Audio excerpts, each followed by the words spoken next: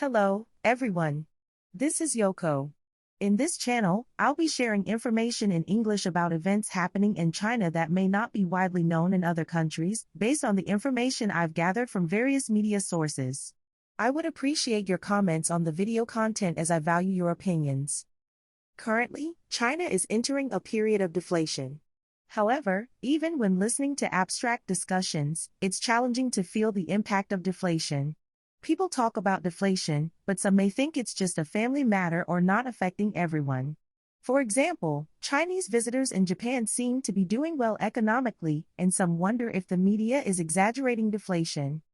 In reality, when it comes to China, the media often stirs up stories regardless of the actual situation. While in the past, they praised the tremendous growth of the Chinese economy, recently, there's a narrative of China's economy being in trouble, facing collapse after the COVID-19 pandemic. Some people might think it's not a big deal when examining the specifics of what's happening. Looking into China's deflationary economy, even Chinese companies did not anticipate the situation turning this way. They expected the Chinese economy to recover after the pandemic, making significant investments. However, these expectations are failing, leading to significant problems. In this context, I want to introduce some specific stories. Firstly, let's take a look at a shop in Shanghai. It opened, but within half a year, it went bankrupt. The shop was a high-end bakery specializing in bread. In popular areas like Weihai Road in Shanghai, shops like Deca Bakery opened and initially gained popularity with a cute logo. However, after opening in February, the situation changed rapidly. While initially, people had to wait in line for 2 hours to buy, by March, there were no more lines. Online reviews mentioned high prices and, crucially, negative comments about the taste. Despite being fashionable and cute, the shop faced a sharp decline in popularity and eventually went bankrupt. From a Japanese perspective, this might indicate a positive shift towards prioritizing quality over image. While the strategy of selling expensive products with a fashionable image may have worked in the past, consumers now seem more critical of the actual quality of the products. Another example involves a famous ramen shop in Guizhou, and this is part of a broader trend. In China, there are around 400,000 noodle-serving establishments, with half of them offering Guizhou ramen. Guizhou ramen is a representative noodle dish in China.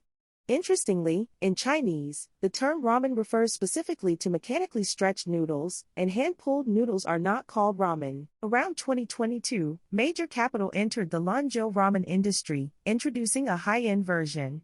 While the regular Guizhou ramen in China costs about 15 yuan, these newcomers claim to provide a minimum of 28 yuan, bringing noodle artisans from Guizhou to ensure quality. Despite the high prices, these establishments promoted themselves with a fast food style similar to McDonald's. However, this strategy has not been successful, and companies are facing a downturn. Initially planning to increase the number of stores annually, they are now closing down quite a few stores instead. In summary, these examples suggest a change in Chinese consumer preferences. The era where a fashionable image and high prices alone lead to success seems to be waning. People now prioritize quality, and companies need to focus on improving the actual products they offer. This shift in consumer behavior may have broad implications for the Chinese economy. This aligns with the earlier example of the bakery. Despite high prices, there's not much difference in taste compared to cheaper places. Moreover, as mentioned earlier, the cheapest option is 28 yuan, but it becomes quite expensive with various toppings. In China, Guizhou ramen is considered affordable. Essentially, there's an image of being able to eat without spending much money. However, introducing a high-end route clashes with the current economic downturn in China.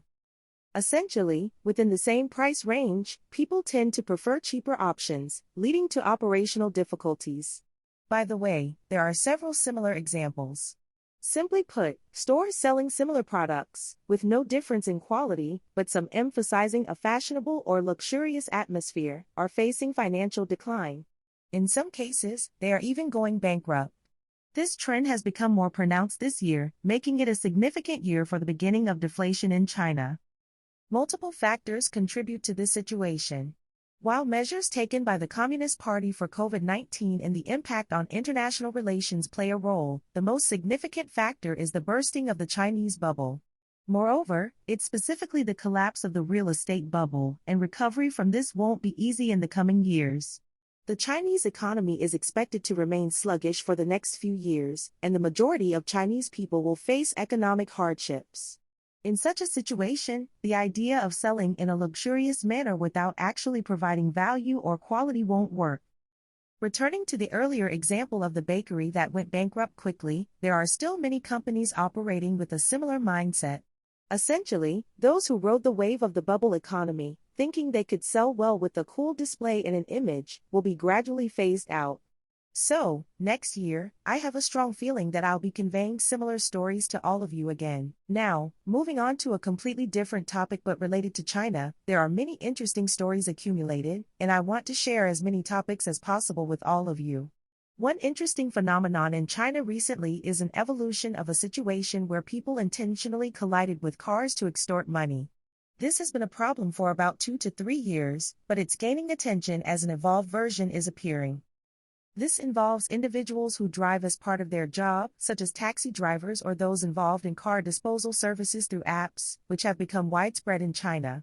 People on the driving side using these services intentionally cause a collision, rendering the car temporarily unusable, and then demand income protection during the repair period. Such cases have been on the rise in the past few years. It might seem a bit absurd to think that someone could intentionally cause an accident and claim money for it, but the scheme is quite clever. For example, cars changing lanes in a 3-lane road might intentionally collide with another vehicle. In such a case, if the car that changed lanes insists it's not at fault, determining who is truly at fault becomes challenging. Essentially, those who get hit are usually those engaged in dangerous driving, making them a target. As mentioned earlier, it seems that there are people who willingly pay for this. Getting caught by the police is just the tip of the iceberg, as many cases go unnoticed. Japanese people driving in China are rare, so the likelihood of falling victim to such scams is low. However, for companies with their own vehicles in China, the possibility of falling victim to these intentionally caused collisions is not zero. Therefore, even for minor collisions, it is advisable to call the police, as per the advice of Chinese netizens, to avoid the situation escalating later. That concludes the story for now. Until next time.